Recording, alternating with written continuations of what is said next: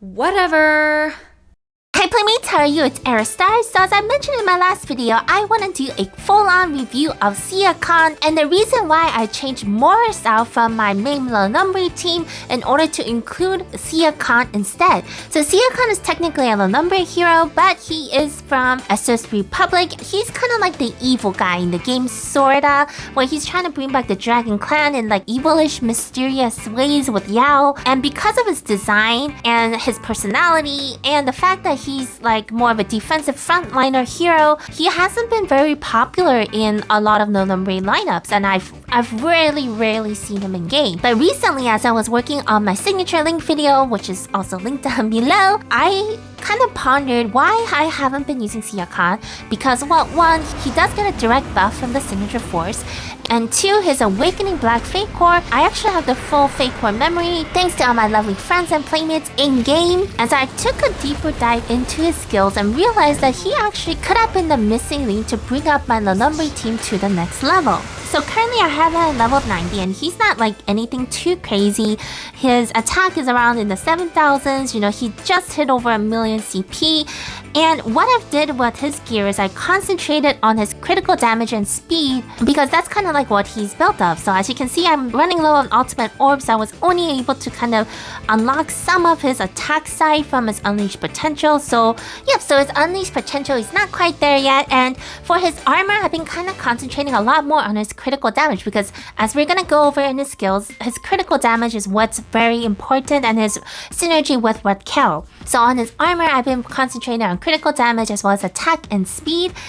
So let's go over Xiakhan's skills and why he might be a good asset to a Lenombe team. So as we know, Lenombe teams are usually pretty fast, they're high attack, high damage, and because of that, they're more of a squishier kind of team than most of the other teams like Greenland or Wasted Red. And that means that, you know, if you don't kill fast enough, it's most likely that you will get dead. That's grammatically incorrect, but your team will die to heroes like, you know, Bathory or like strong hitting mages and stuff like that, because they're just that much more squishier than most of the other defensive type lineup teams. So Xiakhan brings lots to the table, first with his passive. So Thrust is his passive skill, and I'm beginning to enjoy the beauty of Thrust and the shock that it does to kind of delay one turn a lot more than I used to. The next skill is the Harbor of Awakening, so it inflicts the Mark of Revenge to an enemy that kills an ally. This buff is removed when the target of the Mark of Revenge is killed or damaged by an ally with Harbor of Awakening, and it activates the awakening effects of all allies with their awakening skills. So this works beautifully in combination with my Baraka. My Baraka is also using the Black Fate Core from the Awakening line. And so basically when an enemy that kills one of our allies is attacked by, you know, Xiakhan or is killed, then it will activate the awakening effects of all of Baraka and Xiakhan in the team. And as you know, the Awakening increases the block by 360 and decreases the critical hit by 180, and, you know, increases attack speed by 25 and damage before turns when health is at 30% or below. So this passive skill allows, you know, this cool awakening effect that helps with the defensive survivability of, you know, not only Xiakhan but Baraka in the same lineup. So that definitely helps keep, you know, both those units alive on the team, which is essential so that if you're not able to kill them in the first go, you know, you have another shot at it. And it actually gets better because the Blue Dragon's protection increases the block of all allies by 150% of own block for 1 round at the start of the round, removed when ally is attacked. So again, this is perfect. So when your team is being attacked, there's a high percentage that they will be able to block now that Xiakhan's block percentage has been transferred over to the hero. And I do want to kind of show this in battle, because that has saved me quite a few times from being one shot in from what could have been a one shot to another survivability, so that we can go ahead and attack the other team. Then of course comes the Dragon Anger and the Deluge Dragon, which is second skill and his third skill. So the only difference between the two is that one is a single target while the other one is an AoE. And these two skills work with Raquel's Dishearten skill, where, as you know, Raquel places Dishearten on the enemy team if their attack is lower than Raquel. And by doing this, Xiakhan is guaranteed to crit And as you know, I've been working on the critical damage portion, so it's over 200 something percent for Xiakhan, so it ends up doing pretty massive damage. So my Raquel is currently at a place where he has about 9,251 attack. It's not the highest attacking hero that I currently have. Like for example, my Rhea, Bathory, and Janai, for example, they all have a higher attack rating. But in most cases where I'm kind of at, where, you know, challenger, master kind of level, this 9,251 attack is in most cases high enough to place dishearten on most heroes. So there are some, like, you know, Rheas and Bathories, kind of like mine, and Janais that have a higher attack on some teams that I come across. But in most cases, Raquel is able to put dishearten, which means that there's a guaranteed critical hit whenever Xiakhan uses his second skill and third skill. And this is also great because his third skill, as I mentioned, is an AoE, which means crit on every single enemy that has a dishearten. So let's go ahead and do some battles just so that we can actually see this happen instead of me jabbering on and just theorizing here. Okay, so here's our first battle. So we're up against some high CP teams here. We have a Greenland team, a Lenombe team, and a Race and Red team. So I'm gonna go ahead and place my Lenombe team against their highest CP team, which is their Greenland team. And now I have a feeling that their Bathory and possibly even Rhea might not get disheartened because of their attack levels. I'm kind of guessing that's what's gonna happen. And okay, that was not good because the block percentage didn't quite help Zeon out there, but let's get down to it. So because I kind of assume that Bathory is gonna have an attack, I'm gonna try to take her down first because she's pretty much gonna be an ouchie in this instance. Oh, come on. No, that didn't work. Okay, so there goes there. I recently re-dyed my Shrid, by the way. I think he looks pretty awesome now. Okay, so there goes the revenge attack. There's the thrust, stun. Yep, there we go. So stun. So here goes Xiakhan. So let's go ahead and see his massive attack power. We're gonna see. Yep. So theory-wise, again, it didn't crit. So yes, it was right that Bathory did not have dishearten, and so it did not crit. But as you saw, the attack damage was not too bad. You know, even for Xiakhan, who's a frontline hero, I think 16k attack on a Bathory without a crit is not too bad. Let's get healed up a little bit here though. Our Bathory's gone, but we still have Rhea over there to kind of think of. Schmidt is currently stunned. So we're gonna go ahead and try to take him out anyway. Oh, look at those crits, my Baraka. I've been working on my Baraka. He's been kind of on the sideline for a little while, but he's again quickly becoming one of my favorite heroes on the Lenombe team. We're gonna go ahead and try to take down Talia first because she's annoying. Alright, so here we go. So we're gonna do the AoE. All of these heroes should get crit, except for maybe Rhea that might not be disheartened. See, look at that damage against the other two. 43,000 crit damage. That's actually, in my opinion, not bad, especially on a team that's kind of like of an equal CP or power that I'm thinking. So that was pretty good damage here. Let's go ahead and heal up again here. My April looks so cute. And as you see, the awaken thing has also been awakened because they had killed one of my heroes, and so when Xiakhan attacked them, it awakened the awaken skill for both the heroes. If that makes, oh my gosh, that's definitely a mouthful, but you know what I meant. So Baraka, he's broken, but his awaken was unlatched, and yeah, so as you saw, she didn't crit on her again, which definitely means that she has a higher attack than my current Raquel. But either way, the thrust had stunned her, which is great. Let's try to go ahead and silence her there. And this, yeah, there we go. So that was actually, hopefully, I know I'm kind of talking, I'm going fast, but hopefully that kind of showed you some of the mechanics of what Xiakhan was able to do. Let's just finish up this battle real quick. So they have their Lenombe team. And block there. So their Lenombe team right now is, as you know, like the typical team, and that's the team setup that I had before, where Morris was there with the increased attack power. I believe it's the 10% attack power, and once he does his skill 2, there will be an extra 10%. But either way, but it was often that even with the attack percentage increase like Morris is doing now, you know, it definitely helped, but you know, my heroes were still a little bit too squishy, so that depending on whatever teams it was, you know, there just wasn't enough, whatchamacallit, there just wasn't enough like survivability, I might say.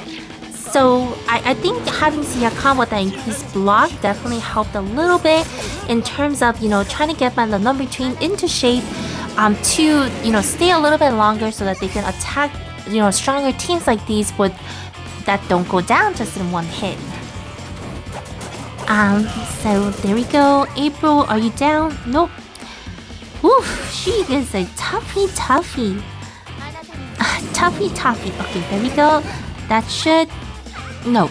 Oh, wow. She's pretty tanky. This team is marvelous. And, I didn't mention this, but their dye job is actually quite nice. I know they didn't have Morris dye, but I think April looks really nice. Her or his, I'm not sure, but... Let's go. I should win this one. Unless, Raquel pulls out something pretty crazy. No, I should be winning this one, except for the silence. I really hate silence. No, she was gonna heal. I forgot about her heal. How do I not remember about April's heals? Okay, so I know this is a video about Xiakhan, but come on, let's just try to finish up this match here. I'm not gonna die. Come on, let's go. Let's bring Raquel down. No, damage immunity. Oh no, it was already late. Okay, that's good. Gosh, guys, sometimes I do the stupidest things where I forget that they have immunity and I just attack them full on, wasting mana. Have you guys ever done that? I can't be the only player that's ever done that, right? But anyway, let's go on and get some more tickets and do another battle to kind of showcase Xiakhan here. I've actually been saving up quite a lot of PvP tickets, especially for these tag matches to do these kind of videos. Let me know down in the comments if these kind of videos are kind of easier or funner to watch. I don't even know. Or what hero you would like me to kind of try out next. Alright, so here we go. Another pretty good team. Oh, there we go. We got some blockage that's going on there. Yeah, I would think that, if it wasn't blocked, Xiakhan probably would have done down. Like I said, he's not quite up there yet. Oof, okay, so Raquel, we're gonna try to take out Battery again. Again, I'm gonna go ahead and assume that their Battery and Rare probably have an higher attack than Raquel. I know there's a way to check, but I just don't... I can't bother to really check all the effects that are on the heroes, and I actually haven't memorized all the little icons. Is that really bad? Come on, you can't tell me that's not too bad. But anyway, alright, so their Schmidt had gone. Let's go. Take all the revenge out and the revenge back. Okay, here we go. Xiakhan, we're gonna try to crit here on whatchamacallit, on Talia and see if we could take her out. 71k damage. Isn't that great? You can't say that's not great. That was pretty good damage. So as you saw in this case, Xiakhan, he had the higher block. He went ahead and crit on Talia for 71k critical hit damage, which I think is not bad, especially considering, as again, his unleashed potential isn't quite up there yet. There goes Schmidt, and we're gonna go ahead and try to knock out, what's her name? Rara. There we go. Their Rara is really pretty, that red color. Reminds me of my old Rara. She used to be kind of the red color-ish too. Maybe I should go back. I've been using her new blue fake core look. But anyway, by the way, this is a spoiler. I don't know. Did you guys see that new Dorka skin that's gonna come out? In case you haven't, I won't spoil too much, but it's not gonna be a gold fake core, but she looks pretty amazing. Damage immunity, and I'm attacking them again. I really should focus a little bit more. Okay, so another one. We're gonna go ahead and try this here. That was a really low crit. Was that because of the barrier? That might have been because of that. Or it could have... Well, actually, I don't know. But either way... No, she's stunned, which is great. We're gonna go ahead and heal here just in case the Rare again pulls off something really crazy. And then hopefully this will take her down. No, because she has damage. Oh, come on. This Misty thing. Oh, gosh, I keep forgetting. But I think we still have this in the bag, so... That showed off again, just to recap as we kind of finish up the battle here. So Xiakhan, as you saw, that damage on Talia was actually not bad at all. And his black percentage helped him survive, and... Hopefully, in the next battle that we'll get to see kind of how his block percentage helps a little bit more on the allies. Perhaps Baraka. Baraka, he's great, as you saw with the damage output. But when he gets attacked, especially with these rares, if I get very unlucky and attacked by them, it more often than not, well, no, let's say about half the time, depending on the team, Baraka is pretty much one shot. So this the black percentage has actually proven to be quite helpful in like few of the matches that I did prior to like shooting these matches. But all black looks pretty nice too.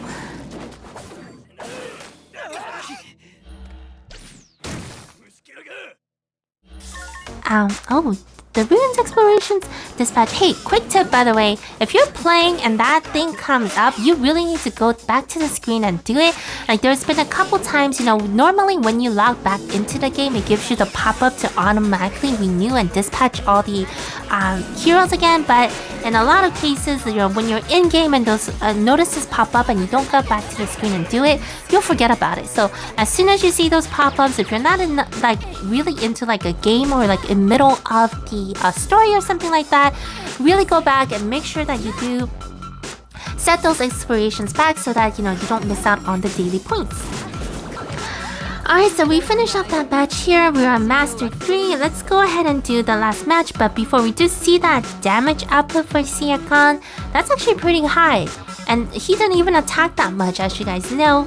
So I think this critical damage and using that in combination with Raquel, and critical damage being that you will build that up on his armor with his magical enhancement and everything like that, and making sure that he has the highest critical damage stats on the armor that you place on him, that it will definitely help him dish out all the damage while at the same time providing some of those like awakening benefits as well as the block percentage benefits to the team. So that's kind of like my thoughts on Xiakhan, guys. I hope that, you know, using him in battles, like a few tag matches, that you were able to see some of like the benefits that he's able to bring to the Lenombe team. And again, my Xiakhan is not actually quite up there yet either in terms of, you know, his unleashed potential. And I don't believe his fake core was even at plus 15 yet. I think it's at the plus 10 yet. But the kind of like the benefits that he's brought to the Lenombe team in terms of that, as well as just the overall damage output that he's able to do. Now, Morris, yes, he does have that crazy single target attack that's able to dish out quite a lot of damage. But in my opinion, because my Raquel has been built up to the point where he's able to put dishearten on so many enemies, I think that extra boost in defense and block, and not just defense, like the block, like literally the block, from Xiakhan has proven to be a beneficial add-on to a rather squishy Lenombe team that I've had a few issues ran into here and there in terms of the defensive outlook. I've had pretty favorable results so far with having him on my team. I'll continue to try to collect the orbs in order to unleash potential him all the way and to see how much more effective he may be in the long run. What do you guys think of Xiakhan? What are your reasons for using him or not using him so far? Let me know down in the comments below. And if you like random gaming content, especially on Exos Heroes, please consider leaving a like and subscribing. I post every Wednesday and weekends. Thank you all so much for watching. Stay safe and take care.